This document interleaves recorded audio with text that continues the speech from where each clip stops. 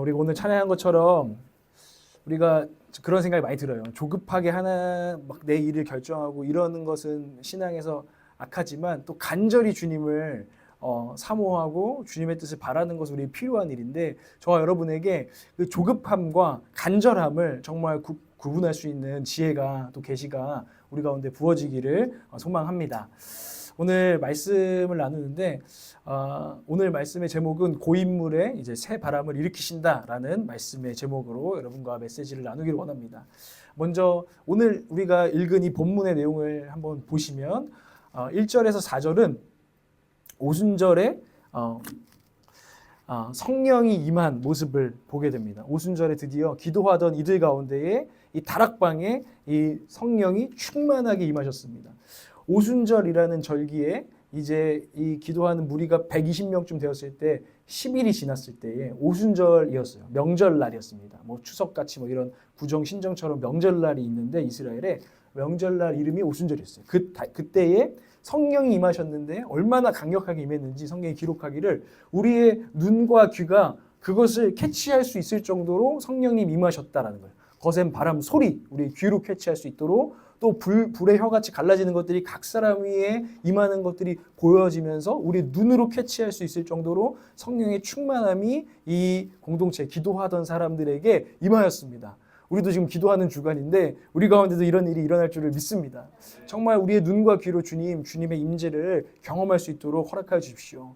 주님 우리 가운데 임하여 주십시오. 이런 소망이 있잖아요. 근데 이들에게 정말 드디어 그 일이 주님의 때에 일어났어요. 그러고 나니까 이들이 어떤 첫 번째 현상이 말하기 시작했죠. 무슨 말을 하기 시작했냐면 자기의 말이 아니라 하나님을 드러내는 하나님의 큰 일들을 말하는 말을 방언으로. 이 방언은 우리가 못 알아듣는 엘렐렐레 하는 그 방언이 아니죠. 그 다른 나라의 말로 해서 영어 뭐 지금 무슨 히스패닉 뭐 이런 거 여러 가지 있잖아요. 여러 가지 말로 이들이 그것들을 선포하고 말하기를 시작했다라는 게 1절에서 4절에 나오는 내용이에요.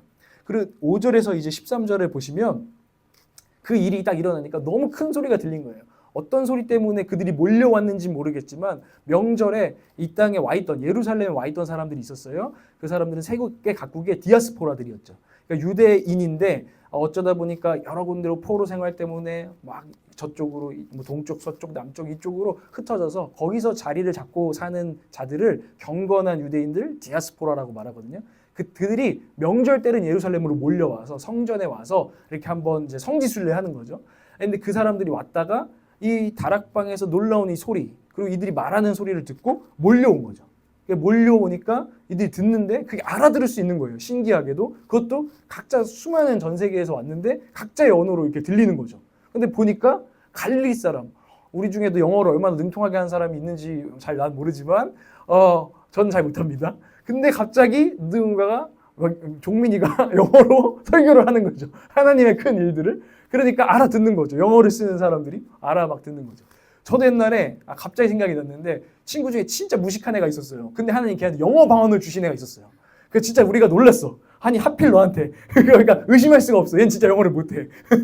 이런 친구가 막 기타만 치던 친구였는데 갑자기 기도하는데 영어로 기도를 하니까 우리 다들 뭔 짓 하는 거야 하는데 이 영어 방언을 이 친구가 받았던 거죠. 그래서 뭐 이런 일들이 지금도 일어나는데 이때는 정말 강력하게 일어나가지고 하나님의 큰 일들이 이렇게 선포됐다는 거예요. 이 사람들이 이렇게 듣고서는 어떤 사람들이 이게 어찌된 일이야 하고 놀라고 어떤 사람들은 와, 저 술 취한 거 아니야? 저 미친 거 아니야? 막 하면서 이제 막 비웃기도 하고 막 놀라기도 했다. 이게 오늘의 본문의 내용입니다. 이해가 가십니까? 근데 이런 이야기 가운데 우리가 본문의 이야기를 잘 보고 하나님께서 우리에게 주시는 메시지가 뭔가라는 것을 제가 묵상해 왔는데 여러분 고인물 이야기를 좀 하겠습니다. 고인물 다 아시죠? 그 막 이제 여러분 회사 다니면서도 저 부장님은 고인물이야. 여러분 이렇게 욕한 적 있죠?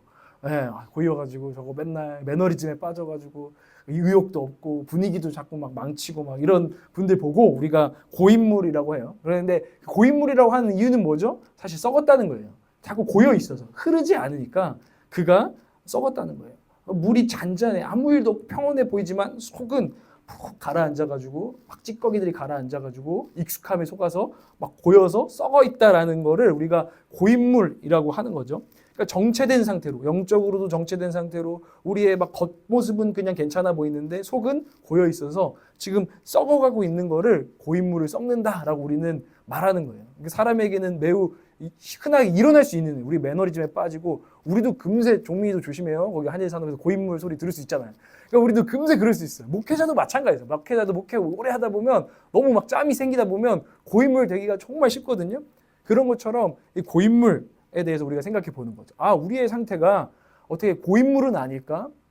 고인물에 대해서 우리가 생각을 해보는데 이제 특히 어떤 사람이 고인물이 돼도 문제지만 이 집단이 고인물이 될 수도 있어요. 우리도 막 맨날 모여서 맨날 예배하는데 이제는 막 다 지루하고 익숙하고 뭐 이제 전혀 긴장감도 없고 그러면서 이 집단이 이제 고인물 상태에 빠지기 시작하면요. 여중에서 만약에 뭐 지호나 뭐 누군가 아니야 우리 이렇게 할 수 없어 이렇게 더 영적으로 침체될 수 없어 했을 때 고인물에서 막 미꾸라지 한 마리가 아 우리 새로 가져야 돼 하고 이렇게 막 이렇게 먼지를 일으키고 흙탕물을 일으킵니다. 그러면 고인물 집단은 어떻게 해요? 눈치를 주고 억압을 해요, 사실. 야, 가만히 있어. 지금 우리 가만히 이렇게 좀 두면은 굳이 흙탕물 날 일이 없어. 근데 왜 네가 지금 미꾸라지 한 마리가 왜 분위기 망쳐? 우리 원래 하던 대로 할 거야 라고 하면서 확 이제 찍어 누르는 거죠. 교회가 우리 공동체가 저희는 이제 개척한 지 얼마 안 됐는데도 벌써 막 고인물 되면 안 됩니다. 아멘. 아멘. 우리가 주님이 일으키시는 그러니까 주님보다 앞서가는 것이 아니라 주님이 일으키시는 감동을 가지고 우리가 고여 있을 수 없어. 우리 흘러야 돼. 누군가 도전을 한다면 그 사람을 눈치 주고 아야 귀찮게 왜 그래. 이런 집단이 되기 시작하면 고인물 집단이 되는 거죠. 그죠? 그렇게 되시면 안 됩니다. 가정도 그렇게 되면 안 되고 우리의 교회도 그렇게 되면 안 된다는 거예요. 우리 늘 점검해야 돼요. 아까도 말씀드렸죠. 쉽게 사람은 고인물이 된다니까요.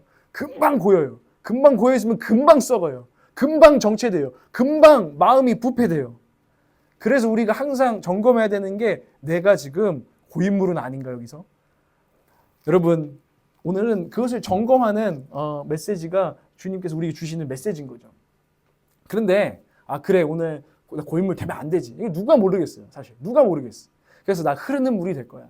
늘 깨끗한 물이 될 거야. 늘 새로운 물이 될 거야. 이렇게 우리가 마음을 이제 먹어요. 그런데 사실 그게 잘 안 돼요. 한 사람도 그게 잘 안 될 때가 있고요. 스스로의 힘으로 잘 안 되고요. 공동체도 고인물의 상태가 되잖아요. 그럼 공동체가 자정할 능력이라고 하죠. 다시 한번 이렇게 새롭게 우리의 잘못된 것들을 돌이키고 새롭게 일으킬 능력이 우리 안에서 사실 일어나지 않아요. 잘. 그거를 무력감을 느끼는 거죠. 공동체 생활을 하다 보면은 교회도 있고 한국 교회도 여러 가지 문제가 있어요. 근데 많은 이들이 사실 무력감을 느끼고 있어요. 내가 뭐 좀 말해봤는데 내가 좀 새롭게 이렇게 하려고 바른 길을 제시해 봤는데 안 되더라. 안 변하더라. 한 사람도 안 변하고 공동체는 더 안 변하고 막 저 사람들은 그대로 돼. 그래서 뭐 이제 막 교회를 아예 나가가지고 막 사는 사람들도 있죠. 그냥 뭐 변할 소망이 없다고 생각하니까 나는 그러면은 나 혼자 그냥 예수님 믿을래 하면서 교회 없이 이렇게 무력감을 느끼면서 어떤 씁쓸함을 가지고 사는 사람들도 있습니다. 근데 맞아요. 왜냐하면 우리 안에는 새로운 일을 일으킬 힘이 없습니다. 오직 주님만이 새로운 일을 일으키십니다. 오직 주님만이 고인물에서 우리를 흐르는 물로 우리의 영을, 우리의 공동체를, 이 도시를, 이 나라를 새롭게 하시는 능력이 있기 때문입니다. 우리가 그래서 우리의 어떤 의지와 우리의 의로 막 바꿔보겠어. 막 하면요. 금세 물이 뭐 잠깐 흔들렸다가 금세 다시 아무 일도 없었던 것처럼 속은 다 썩어 있지만 자정해야 되지만 그러지 못하는 이 무력감을 느끼는 거죠. 여러분도 이런 비슷한 경험이 있을 수 있어요. 주님 이거 잘못됐잖아요. 근데 왜 안 변하죠? 저는 지금 이건 진리라 생각하고 맞는 방향이라 생각하지만 세상은 변하지 않고 교회도 변하지 않고 누군가도 변하지 않는 것 같습니다 하면서 우리는 무력감을 느낀다고요. 그러나 여러분 거기서 무력감이 아니라 믿음으로 나오시기를 바란다는 거예요. 내가 할 수는 없지만 하나님께서는 능력이 있으시고 권능이 있으셔서 이 우리의 공동체와 우리의 영적인 어둠들을 바꾸실 수 있다라는 믿음으로 와야 한다는 것입니다. 그것이 고인물을 바꿀 수 있는 분은 하나님뿐이구나 라는 것을 우리가 믿으시기를 바랍니다. 내 의를 내려놓고 내 힘을 내려놓고.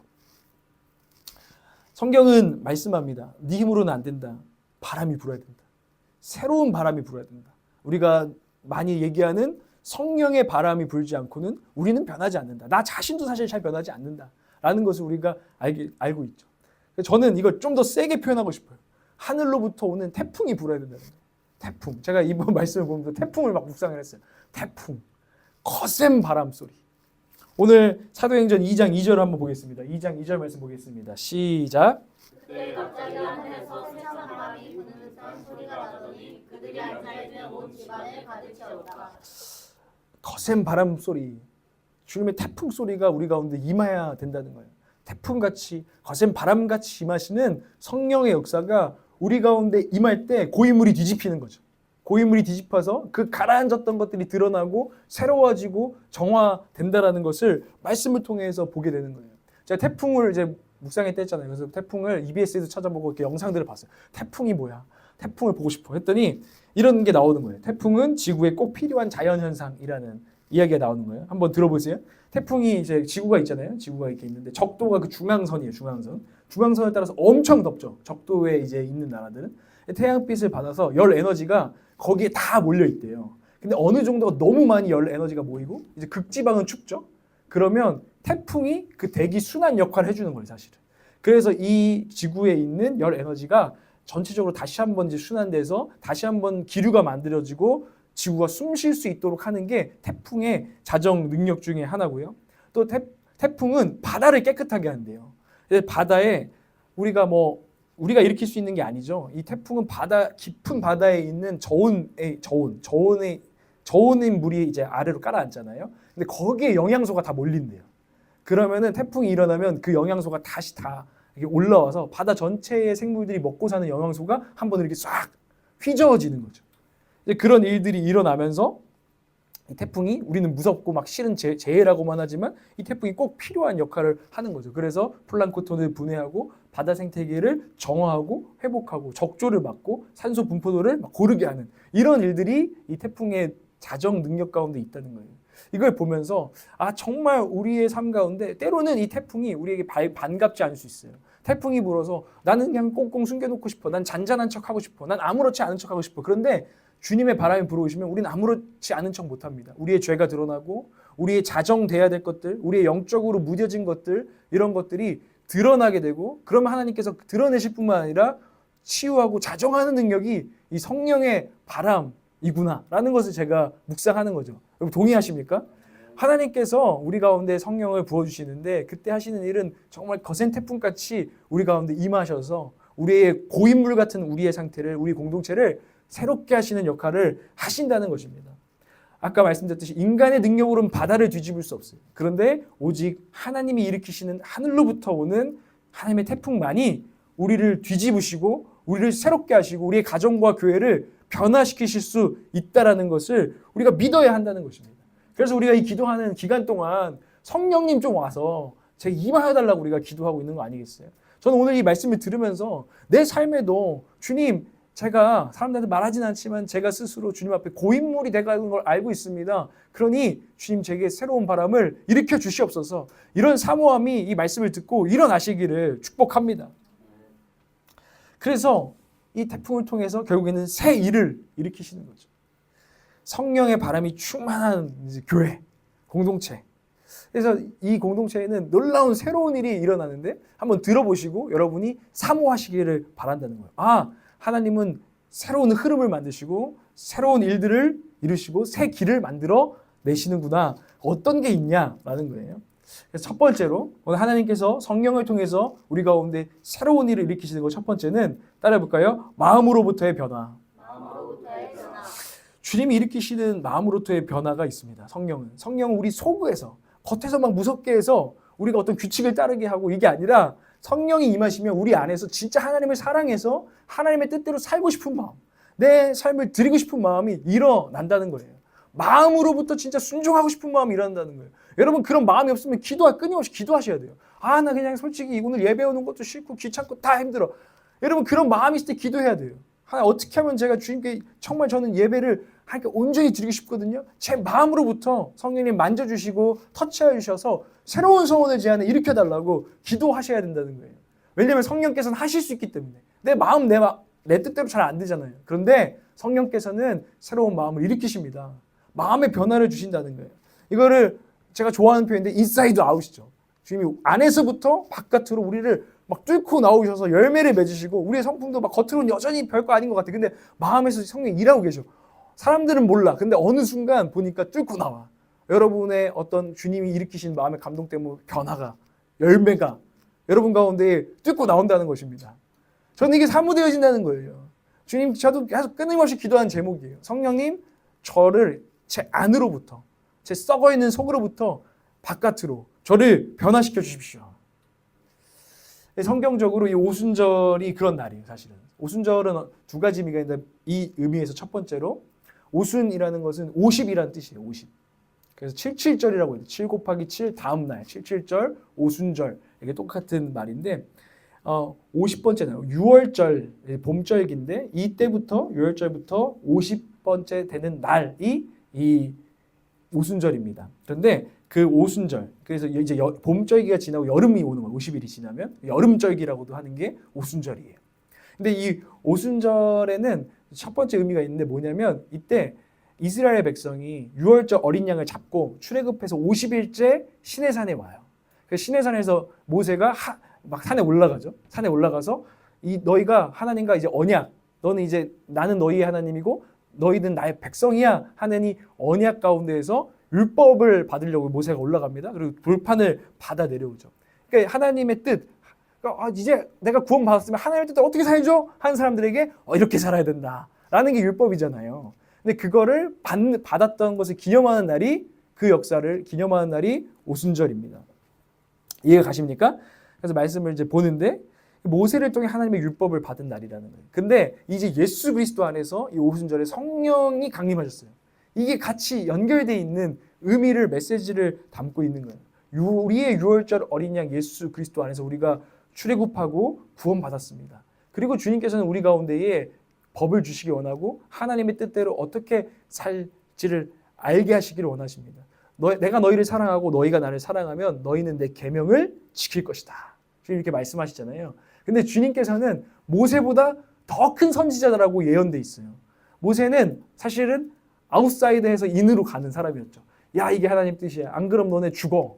이거를 가르쳐줘서 이제 모세가 사람들에게 하나님의 뜻을 지키게 하려고 했지만 이스라엘이 성공했어요? 실패했어요? 실패했어요. 모세는 위대한 선지자였지만 근데 더 크신 선지자라고 예언되어 있는 예수 그리스도께서 이제 오셔서 우리의 구원자이신 예수께서 오셔서 우리 가운데 하늘에 오르셔서 승천하시고 다음에 우리에게 성령을 보내주시는 거죠. 마치 모세가 시내산 꼭대기에 올라가서 돌판을 가지고 내려오는 것처럼 예수께서 하늘에 오르시고 내가 너에게 성령을 보낼 테니 기다려라 했을 때 주님께서 정말 그 약속대로 우리 정말 진정한 구세주셨기 때문에 우리 가운데에 근데 이번엔 두 돌판이 아니라 우리의 마음판에 주의 율법을 새기시는 역사, 성령의 세례를 부어주셨다는 것입니다. 그래서 한번 말씀 보겠습니다. 예레미야 31장 33절입니다. 한번 읽겠습니다. 시작.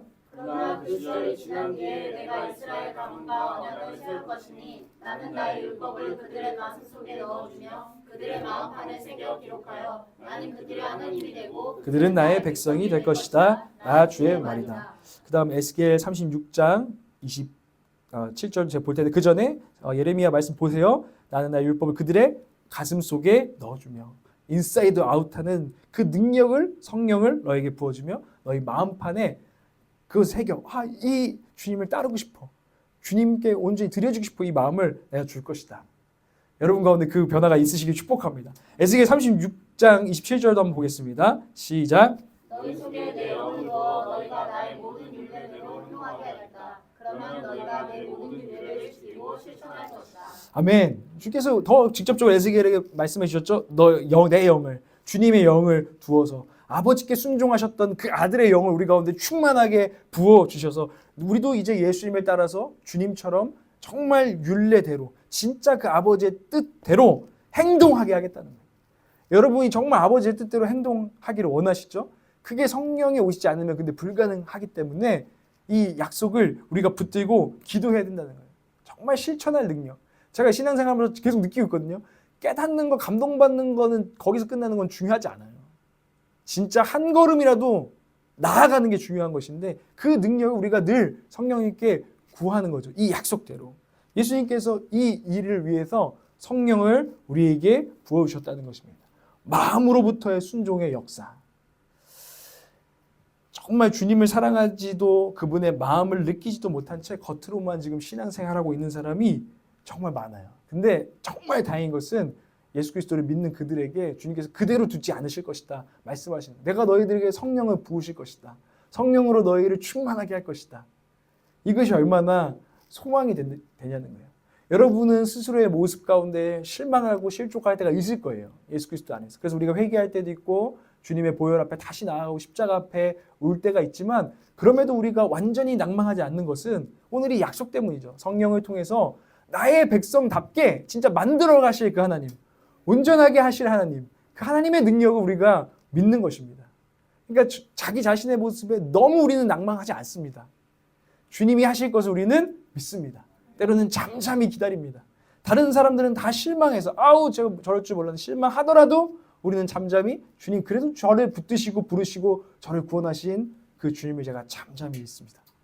이렇게 고백하는 저 여러분 되셔서 결국에는 정말 사람들도 보게 되는 성품과 삶의 열매들, 성령의 열매들을 맺게 될 줄을 믿으시기를 바랍니다. 마음으로부터 사람의 생각과 마음이 변하는 것, 놀라운 일이 성령을 통해서 일어날 것입니다. 근데 제가 계속 느끼지만 기적이에요, 기적. 사람이 자기 생각, 얼마나 사람 다 고집, 여러분 저도 한 고집하지만 제가 여러분 만나보면 여러분 다 한 고집, 한 따까리 다 하세요. 다 보면 얘기하다 보면 그래도 전도사님 하면서 자기 생각 꼭 말해요. 내가 보면은 뭐 형님 맞습니다 하는데 안 바뀌어. 내가 보면 지 생각이 있어, 고집이 있어. 나는 사실 이제는 뭐 별로 이제는 내비뒀어. 왜냐하면 기도해요. 주님 성령의 태풍을 저 마음 안에 안 되면은 그냥 인생의 태풍을 달라고 저는 이제 기도하고 있습니다. 예, 그러면 근데 정말 기적이에요. 우리의 고집이 꺾이는 거, 우리의 진짜 막 그 굳은 생각과 굳은 마음이 꺾이는 거는 기적인데, 그래서 성령을 사모하게 되는 것 같아요. 기적을 일으켜 주십시오. 이기적인 사람이 남들을 좀 생각할 수 있는 사람이 되는 거, 이거 기적이더라고요. 무정한 사람들 있잖아요. 성품적으로 좀 차가운 사람들이 따뜻한 사람이 되는 거, 이거 기적입니다. 정말 그 가식적인 사람들 있죠. 그러니까 어떤 상처나 이것 때문에 남들 진실하지 못한 사람들 되게 많아요. 근데 그 사람이 진실하게 자기를 내어놓는 거, 이 진실할 줄 아는 거, 이런 거 성령이 일으키는 기적입니다. 늘 계산기 두드리면서 사람들 관계를 계산하던 사람이 계산기 던져버리고 나누는 삶을 사는 거, 이거 하나님께서 우리 가운데 일으키시는 기적입니다. 사랑할 수 없던 우리가 사랑하게 되는 것, 그것은 기적입니다. 이것이 성령의 역사입니다. 저는 이게 사모되어진다는 거예요. 제가 제일 사모하는 지금 이제 몇 가지가 있지만 사모되어져가지고 우리의 마음을 성령님이 터치하기를 원해요. 우리 교회 가운데 그런 변화가 지속적으로 일어나기를 원해요.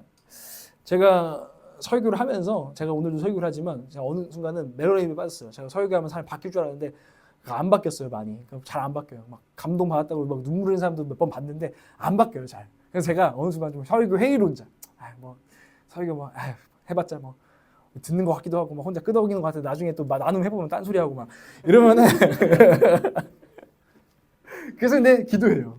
하나님, 제 설교도 부족하고 알아듣는 저들도 부족합니다.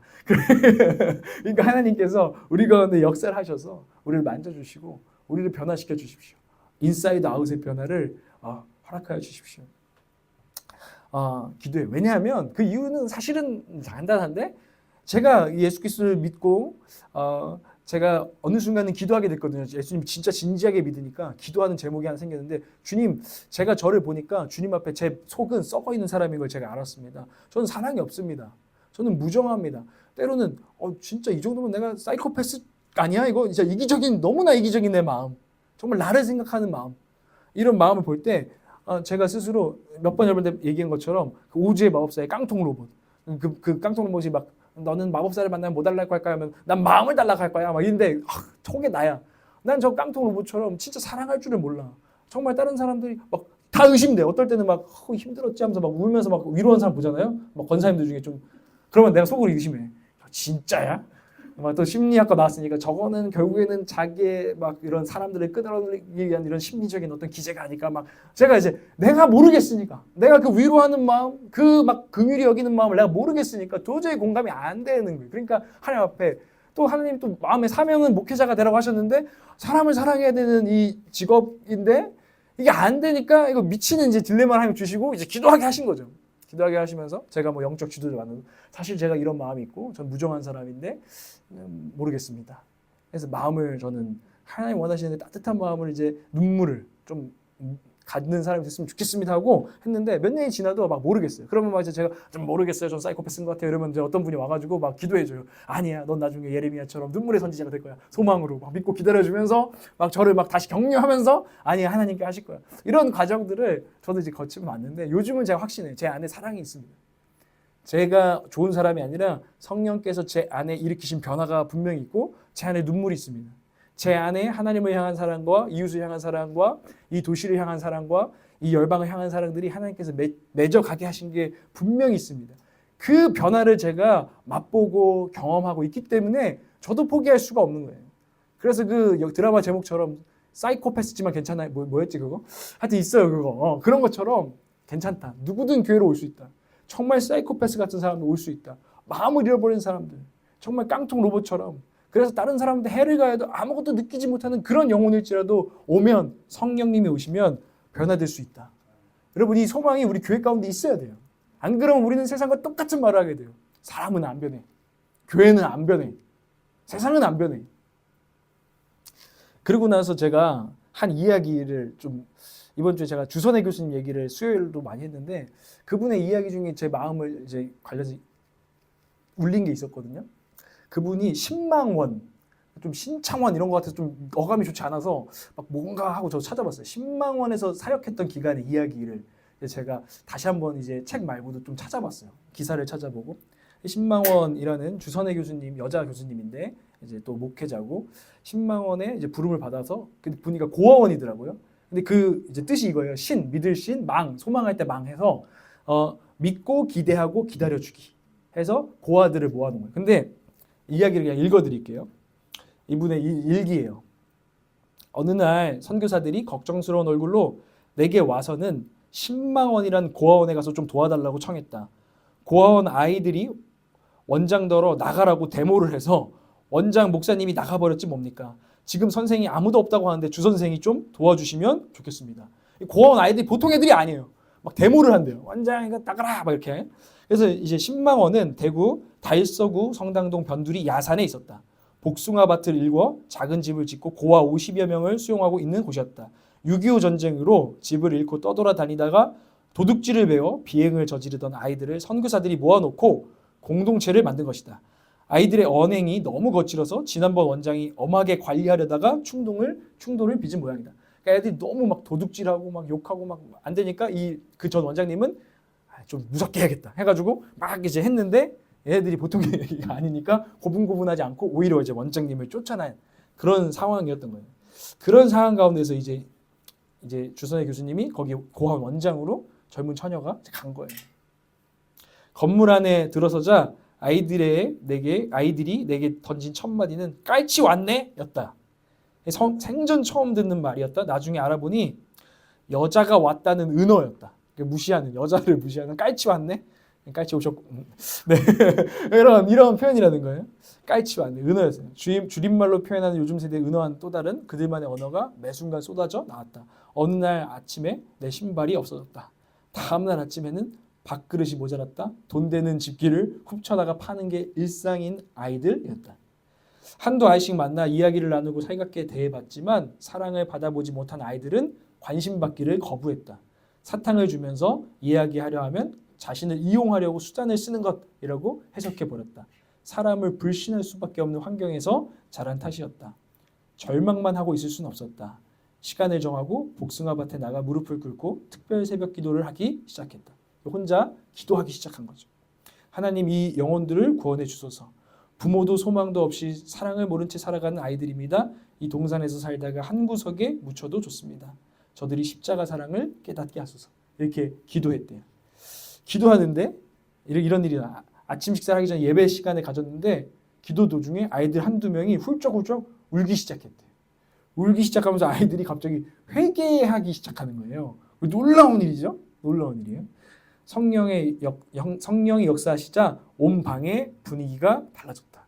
오늘 마치 다락방에 거센 바람 소리가 온 방을 가득 채운 것처럼 이 신망원에 성령이 가득하게 임재한 거예요. 그러니까 한두 명 울기 시작하니까 울음을 참다 해도 갑자기 하고 이렇게 울면서 나와가지고 이제 자복하기 시작했대.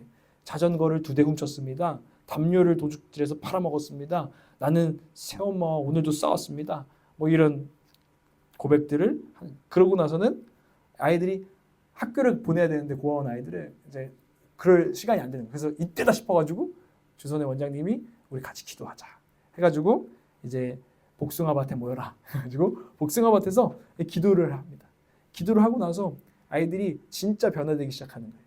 그래서 이 아이들이요 원래는 동네에서도 소문난 도둑질하고 막 동네 어르신들한테 막 욕하고 이런 애였는데 그 동네 복숭아밭에 막 비료하는 거 이런 걸 막 도와주기 시작하고 이러면서 어른들이 다 놀래가지고 이 10만 원에 딸려 있는 교회가 있었나 봐요. 어른들이 이제 이 동네 어른들이 와보기 시작한 거예요. 이 쟤네들이 어떻게 변했나. 그래서 이 교회가 또 이렇게 생기는 이 일들을 이제 간증하고 있어요.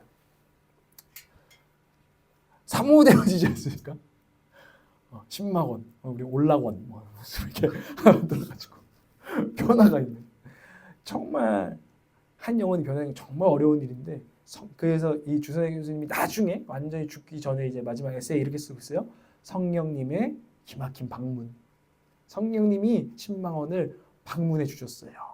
그리고 나자 10만 원엔 새로운 일들이 일어났어요. 이렇게 쓰시거든요. 제가 너무 감동이 되는 거예요. 우리 교회 가운데도 마음으로부터의 변화, 성령님이 일으키시는 성품의 변화가 정말 강력하게 일어나기를 축복합니다. 두 번째는 담대한 추수입니다. 담대한 추수. 이 성령님이 임하시자 담대한 추수가 일어납니다. 오순절에 두 가지 의미가 있던데 두 번째 의미는 오순절은 농사와 관련된 절기예요. 그래서 첫 추수를 기념하는 날이에요. 그리고 추수감사절은 나중에 장막절이라고 하는데 그 마지막 추수가 다 끝날 때 추수를 시작할 때 이 오순절 파티를 여는 겁니다. 이게 오순절 여름절기의 의미인데요. 이 의미는 결국에는 영혼의 추수의 때와 관련있는 거예요. 예수님이 초림하셨어요. 6월절 어린 양으로. 그때부터 추수가 시작되는 거죠. 주님께로 돌아오는 일들이 시작된다는 걸 알려주고 진짜 이 오순절에 성령이 강림하고 나서 영혼들이 돌아오기 시작합니다. 정말 문 밖에 나가기도 두려워했던 제자들이 성령이 충만하자 담대한 추수의 추수꾼이 되어서 밖으로 나가서 베드로가 설교를 이제 이날에 바로 설교를 합니다. 설교를 딱 하니까 몇 명이 돌아오죠? 하루에 3,000명이 예수께로 돌아오는 추수가 시작이 되는 겁니다. 그렇게 사도행전이 시작하고 지금 이 시대까지도 주님 다시 오실 때까지 마지막 추수가 있을 때까지 성령님은 우리를 이끌어 가시는데 추수의 일꾼들로 우리를 사용해 가신다는 것을 알 수 있습니다. 이게 성령이 우리 가운데에서 하시는 일이라는 거예요. 저희 교회 가운데도 우리끼리 모여서 사랑하고 좋은 거 좋습니다. 그런다 우리 교회는 전도의 영을 잃어버리지 않기를 원합니다. 제가 요즘 많이 깨닫고 있어요. 지금도 여전히 추수의 때다. 주님의 시간표상 추수의 때이다. 이때 하나님 예수 그리스도께로 돌아오는 이들을 위해서 우리가 먼저 복음을 받은 자로서 추수해야 되는 때이구나. 성령의 충만함을 받아서 우리가 그렇게 추수하기를 원합니다. 전도하기를 원합니다. 전도하는 교회가 살아있어요. 전도하는 교회가 성령이 충만해요. 제가 요즘 몇 번 얘기했지만 지난번에 그 리바이브 나우 그 캠퍼스를 참여하면서 이들이 아침에 모여서 예배하고 하루 종일 같이 전도하고 저녁에 이제 예배 드리는데 얼마나 뜨거운지. 그러니까 제가 요즘 청년들 만나서 같이 집회도 가보고 가끔씩 초청받아서 가보잖아요. 모든 사람들은 사실은 그냥 내 인생에서 살아갈 힘을 다하고 오늘 인생을 살아갈 위로를 받기 위해서 교회에 와요. 근데 그 정도 수준이 아니라 내가 정말 주님의 복음의 증인이 되고 싶어요 하는 사람들이 모여서 예배할 때 그 예배의 차원이 다른 거예요. 예배의 갈망이 다른 거예요. 예배 가운데 임하시는 임재가 너무 다르다는 걸 느꼈어요. 이게 전도자들의 예배구나. 우리 올락처치도 그런 전도자들의 예배가 됐으면 좋겠어요. 예배와 전도 이 균형이 있어가지고 정말 복음을 증거하고 싶으세요? 그 소망이 여러분 가운데 부어주셔서 여러분의 진짜 예배가 살아났으면 좋겠어요. 그냥 아무리 내 마음 위로해 주세요 이런 기도의 제목으로 우리가 너무 함몰되면 우리 영혼은 진짜 고여버려요. 근데 오늘 성경 말씀대로 내가 예수를 믿는다면 나는 예수를 어떻게 증거하고 내 삶 속에서 월화수목 금토일 이 시간 가운데서 살 것인가. 여러분 가운데 그 기도의 제목을 놓고 성령님 오셔서 저를 전도의 증인으로 주님의 증인으로 권능 있게 사용하여 주시옵소서 할 때 우리는 성령의 능력을 받고 고인물이 아니라 흘러가는 교회가 되고 여러분의 삶이 될 줄을 믿습니다. 이게 성령의 두 번째 새로운 일이에요. 여러분 요즘 전도하세요? 한 번이라도 누군가 만나서 예수님 믿어보세요 한 적 있으세요? 고여있는 거예요. 정말 안타깝지만 냉정하게 고여 있다는 거예요. 우리의 영혼이, 우리의 교회가. 여러분, 성령께서 우리를 저 세상 밖으로 담대하게 밀어 나가시기를 정말 사모하는 우리가 되기를 원합니다. 우리 교회에 이 일이 일어나기를 원해요. 너무 안타깝지 않으세요? 아산터밀 우리가 요즘 전도해봤잖아요. 오늘은 이제 안 하지만 우리가 마지막 주 제외하고는 같이 나가 전도하잖아요. 가면 신천지 못 봤어요? 맨날 나와 있어요. 하나님의 교회 못 봤어요? 맨날 나와 있어요. 아, 우리는 그래서 진짜는 그래서 저렇게 하지 않지 뭐 이런 생각을 하세요? 아니요. 그들은 성령이 충만하지 않고 악령이 충만해서 전도해요. 이 시대 정말 한국교회에 정말 안타까운 일은 뭐냐면 전도하지 않는 거예요. 우리끼리만 모이고 밖에서는 크리스찬인 걸 숨기는 거예요. 그것이 우리를 고인물이 되게 하고 약하게 하고 썩게 하고 있어요. 진짜 일어나야 돼요. 이 메시지를 우리는 받아야 돼요. 주님, 오히려 정말 성령이 충만해서 나가서 전도해야 될 교회들은 숨어있고 정말 저들은 비질리지만 담대하게 외치고 있습니다. 주님, 이 가운데에서 저에게 전도의 영을 부어달라고 기도하고 나가야 되는 줄을 믿습니다. 정말 우리 기도합시다. 하나님, 우리를 충만케 하사 추수를 행할 수 있는 권능 우리 가운데 주시옵소서. 예수를 담대히 전할 수 있는 삶의 능력과 말의 능력과 우리 가운데 있는 하나의 영적인 능력을 우리 가운데 부어 주시옵소서. 여러분, 기도하는 저 여러분, 성령의 새로운 일이 우리 가운데 일어나시기를 축복합니다. 마지막입니다. 마지막은 따라해볼까요? 지경의 확장이 일어납니다. 성령이 오시면 우리의 지경을 확장하세요. 우리의 삶의 지경을 놀랍도록 넓혀가신다는 거예요. 새로운 일을 하려면 새로운 곳에 가야 되거든요. 지경을 넓히신다는 거예요. 아, 나는 그냥 소소하게 행복하게 살래. 아니, 성령 우리를 그렇게 내비로 두질 않으세요. 그럼 여러분들이 그걸 막는다면 어쩌면 성령님을 사실 거부하고 있어요. 성령님, 나를 이제 내 아들아 딸아, 너가 한 발자국 저 곳을 밟기를 원한다. 지경을 넓히기를 원한다. 벽을 넘기를 원한다 하고 있는데, 아니, 나는 내 스타일은 여기야. 내 지경은 여기야. 우리가 이러고 있는데 성령께서 우리를 계속 인도해 가세요. 주님이 지경을 확장해 가십니다. 사도행전 2장 4절에서 5절 말씀 한번 보겠습니다. 시작. 그들은 모두 성령으로 충만하게 되어서 성령이 시키시는 대로 각각 방언으로 말하기 시작하였다. 예루살렘에는 경건한 유대 사람이 세계 각국에서 와서 살고 있었다. 딱 성령이 임하시자마자 순차적으로 막 조금씩 이제 넓혀가지 않고 하나님 일단 한 방에 빡 터뜨리면서 전 세계로 지경을 넓혀가시는 모습을 우리는 오늘 오순절 성령 강림 사건 가운데 봐요. 우리는 조금 이제 뭐 여기서 도시부터 일단 하자 이러는데, 아니요, 우리가 아무리 작은 교회라도 성령이 임하시면 전 세계 어디든 주님은 지경을 넓히실 줄 믿으시길 바랍니다. 우리의 주님은 그러신 분이고 월드와이드한 우리의 하나님이시구나. 이것을 우리가 믿는 것이죠. 믿으십니까? 그러면서 그 나의 아버지 그 하나님 안에서 주님, 정말 야베스의 기도처럼 나의 삶의 지경을 넓혀주세요 라는 기도가 여러분 가운데 있으시길 바라요. 이 약속에 근거한 기도가. 유대인들, 이 사람들 진짜 보수적이고 깐깐하고 맨날 지들끼리 모여 사는 사람입니다. 그러니까 성령이 임하셔서 놀라운 역사를 이루시는 거예요. 유대인들은 어딜 가나 유대 구역을 만들어요. 아세요? 외국 가보세요. 그러면 회당 지역, 시나고그라고 찾아보세요. 그럼 시나고그를 꼭 만들어놔요. 놀랍도록 자기들끼리 살려고 하는 게 유대인들입니다. 근데 성령이 임하시자 그 하나님 그렇게 못하게 하시고 그 벽을 허무시고 지경을 막 넓히시는 거예요. 그래서 그들에게 방언을 주시는 거죠. 세계 각국의 말로. 그들은 이방인들 진짜 싫어하고 섞이기도 싫어하고 밥 먹으면 안 된다고 생각하는 사람, 문화 가운데 있는 사람. 근데 하나님이 그들에게 지금 막 성령이 충만해서 막 나가게 하시는 거예요. 그들과 교통하게 하시고 소통이 되게 하시는 그 일들을 하는 거예요. 가서 뭐예요? 막 지적해요? 그게 아니라 하나님의 큰 일들을 그들에게 나눠주는 그 역사들을 일으키시는 거죠. 하나님 이렇게 하시면서 전 세계로 지경을 넓히는 이 시작을 막 밑작업을 하시는 거예요. 그래서 이때 아마 그 디아스포라가 와서 특히 로마에 있는 데도, 바울이 로마 같은 경우는 편지를 보면 바울이 가서 직접 세운 교회가 아니에요. 이미 세워져 있어요. 아마 이때 하나님의 큰 일을 들은 로마 사람들이 가서 자기들끼리 예수 믿는 가정을 꾸려가지고 교회를 만들었겠죠. 이 일들을 하나님께서 하신다는 것입니다. 성령님은 우리의 고집을 꺾기를 원하십니다. 우리의 좁은 지경, 내 사람들, 내 교회, 주님은 그런 분이 아니시라는 것입니다. 주님은 때로는 그래서 여러분이 고집 부리시면 하나님은 여러분의 삶을 찢으실 것입니다. 저는 찢기기를 원합니다. 사실 주님, 제 생각도 찢어주십시오. 제 굳은 생각, 제 지경 하나님 찢어주십시오. 주님의 새로운 일을 기대합니다. 아멘이십니까? 정말 그래요. 그때 하나님은 정말 벽을 넘어서 막 나아가시는 거죠. 근데 우리의 인간의 성향은 자꾸 우리끼리만 했으면 하는 마음들이 있는 게 사실이에요. 여러분 이 본성을 우리가 이겨내야 합니다. 정말 이겨내야 합니다. 아 주님 제 성향은 그렇지만 성령님 저 인도하셔서 지경을 넓히고 우리가 막 성벽을 쌓고 우리끼리만 하는데 그 성벽을 넘게 하여 주십시오. 근데 여러분 성벽을 쌓는 거 막 문제 없는 것 같죠. 아 그래도 그냥 난 소소한 행복을 위해서 내 성벽을 쌓고 내 사람들과 살 거야. 내 나라를 만들고 내 왕국을 만들고. 근데요 하나님의 뜻이 아니기 때문에 거기엔 결국 고인물이 되는 거예요. 성벽을 쌓아놓고 고인물이 되는 거예요.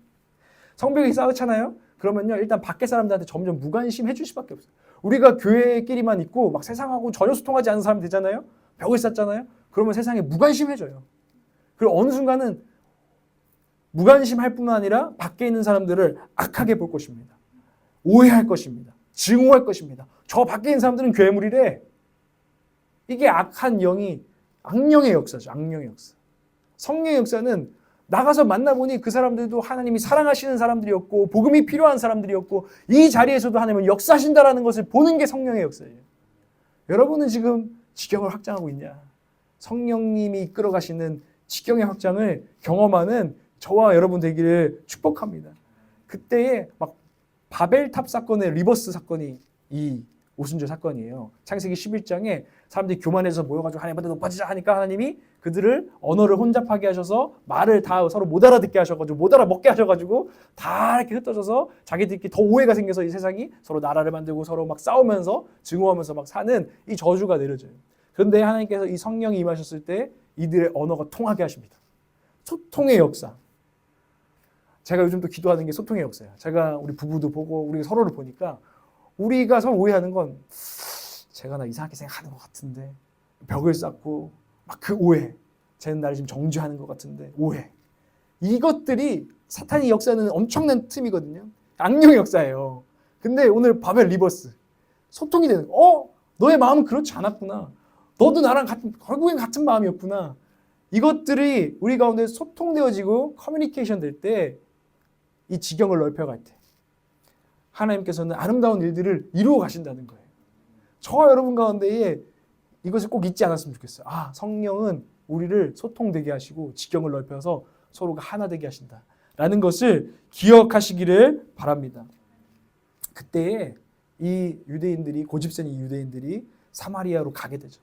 그죠? 사마리아 원수와 같이 지냈던 사람들에게도 다시 다가가서 주의 복음을 나누고 주의 말씀 하나 되고 이방 사람들 우리랑 무슨 상관이야 도대체 이런 사람들에게 나아가서 복음을 전하고 삶을 나누고 그들과 정말 놀라운 일이거든요. 형제 자매가 되었어요.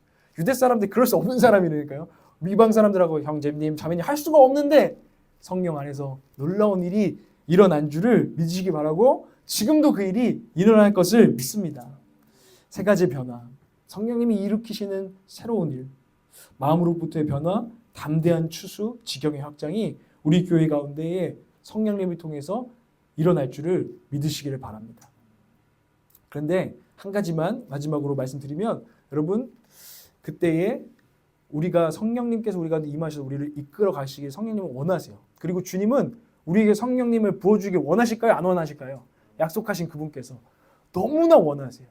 성령을 마음을 열고 받아들이고 그분의 인도하심대로 정말 살아갈 사람들을 너무나 원하시는데 우리가 마음을 열어야 합니다. 우리가 마음을 열어야 합니다.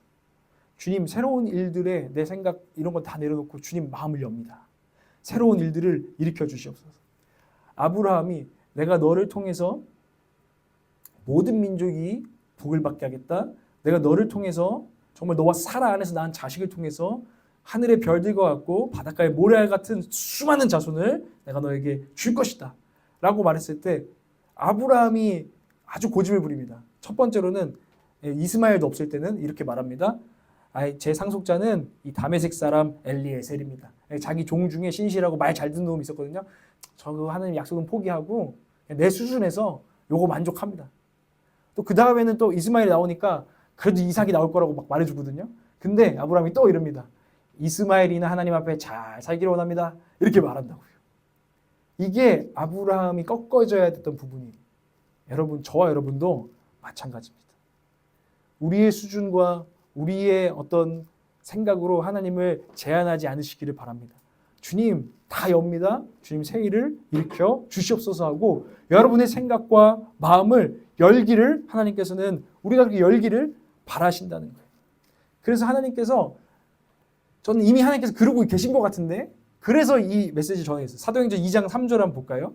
2장 3절에 그리고 불길이 솟아오를 때 혓바닥처럼 갈라지는 것 같은 혀들이 그들에게 나타나더니 각 사람에게 내려앉았다. 불꽃이 임했다. 저는 하나님께서 우리 가운데 열정을 일으키시고 소원을 일으키시는 분인 줄 믿습니다. 감동. 하나님의 뜻 이렇게 살고 싶어. 내가 이렇게 하고 싶어. 내 삶을 이렇게 쓰고 싶고 하나님 이런 사역을 하고 싶어. 막 이런 감동들을 여러분에 주시지 않으시나요? 이런 막 감동들이 성령님 통해서 여러분 가운데 막 스쳐 지나가지 않으세요? 요즘 기도할 때? 그렇게 되기를 바라요. 하나님께서 우리 가운데 어떤 작은 스파크들, 열정들, 소원들을 막 주시고 계시다고요. 그러면은 사도 2장 11절에도 그 하나님의 큰 일들을 막 점점 소원 있는 사람은 말하기 시작해요. 하나님 나한테 감동을 주셨는데 이렇게 될 걸 믿어.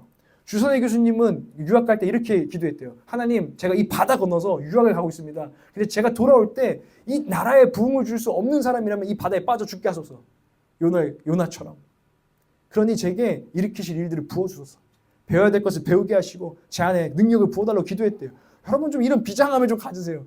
이 소원에 붙드세요. 내가 그 조선 얼마 벗어나지 않은 그때에 여성으로서 리더가 없는데 하나님이 대한민국에 여성 리더가 필요합니다. 제가 그 리더가 될 수 있도록 저를 사용해 주십시오. 안 그러면 바다에 빠져 주십시오. 이런 소원을 붙들었다는 것입니다. 저도 여러분들 안에 성령님께서 불꽃을 일으키시고 소원을 주실 때 붙드는 저와 여러분 되기를 원한다는 거예요. 내 수준으로 아브라함처럼 제한하지 마시고 자기를 꺾으시고 주님 맞습니다 하고 그 소원을 붙들고 막 끝까지 물고 늘어지는 저와 여러분 되기를 하나님께서 원하신다는 것을 느껴요. 빌립보서 2장 13절 제가 너무나 좋아하는 말씀인데 한번 읽어보겠습니다. 시작. 하나님은 여러분 안에서 활동하셔서 여러분으로 하여금 하나님을 기쁘게 해드릴 것을 영원하게 하시고 실천하게 하시는 분이십니다. 아멘. 하나님은 우리 안에서 일하십니다. 성령을 통해서 우리 안에서 일하십니다.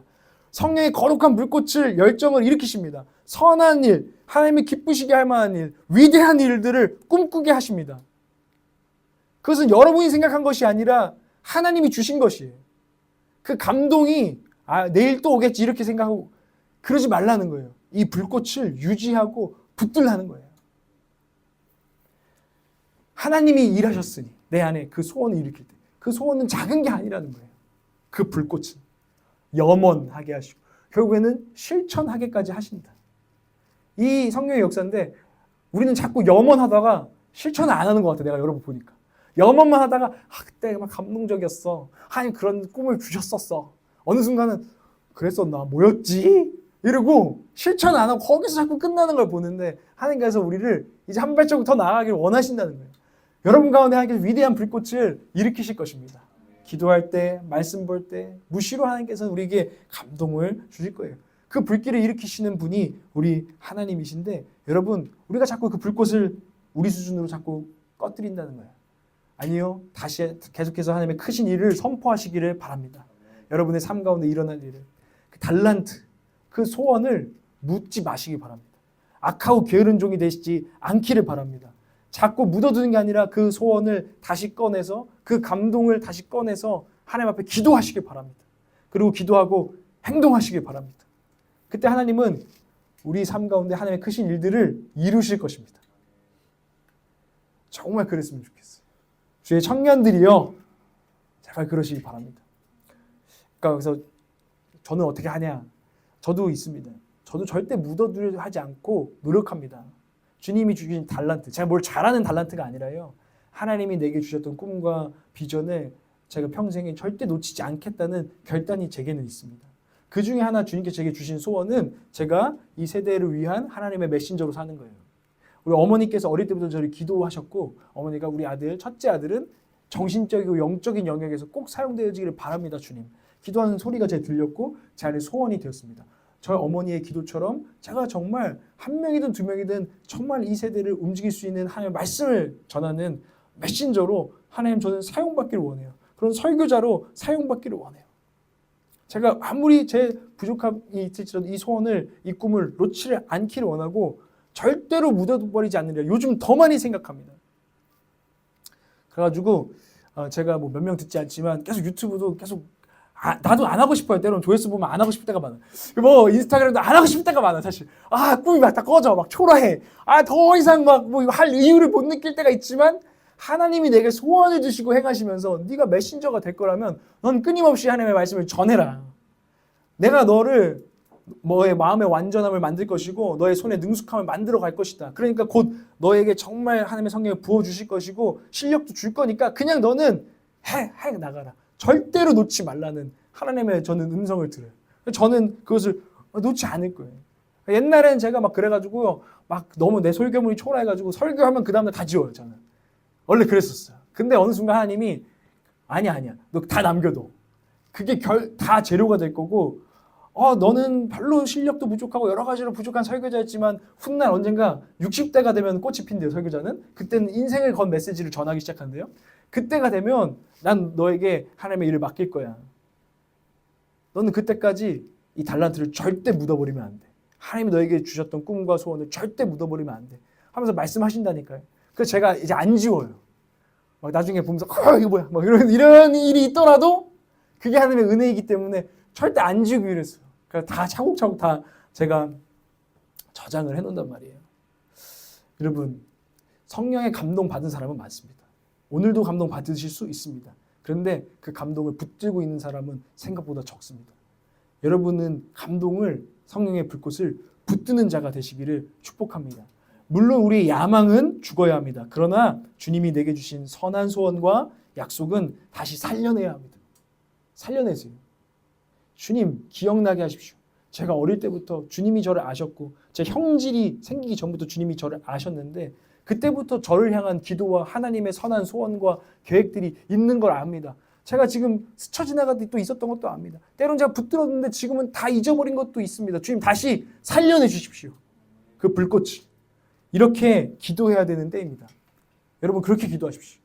이 남은 일주일 또 기도할 텐데 기도하십시오. 주님 저를 향한 제 안에 일으키시는 선한 소원을 정말 일으켜달라고 기도하세요. 그래서 기억나서 여러분 제가 막 기뻐서 달려서 말해줬으면 좋겠어요. 전사님 제가 옛날에 보니까 하나님께서 저한테 이런 위대한 계획을 저한테 말씀하셨네요. 이건 이루어질 것입니다. 선포하시고 저와 함께 나누시기를 바랍니다. 우리 교회가 고인물이 되지 않고 고인교회가 되지 않고 흐르는 교회가 되기를 원합니다. 우리 교회가 꺼진 교회가 되지 않고 불꽃이 있는 교회가 되기를 원합니다. 그 불꽃을 하나님이 주시는 소원은 진짜 귀한 거구나. 이것을 알고 소원을 딱 주시면 정말 탁 매처럼 낚아채고 붙드는 그런 교회가 되어서 하나님의 크신 일들이 많이 선포되는 또 실제로 이루어지는 교회가 되기를 원합니다. 여러분의 삶이 되기를 원합니다. 주님은 우리를 그렇게 사용하기를 원합니다. 주님 약속하신 성령을 부어주십시오. 새로운 바람과 새로운 불꽃과 거룩한 소원을 내 영혼과 삶에 일으켜 주십시오. 이번에는 결코 묻어버리지 않을 것입니다. 여러분 이렇게 기도하는 이번 한 주가 되시기를 주님으로 축복합니다.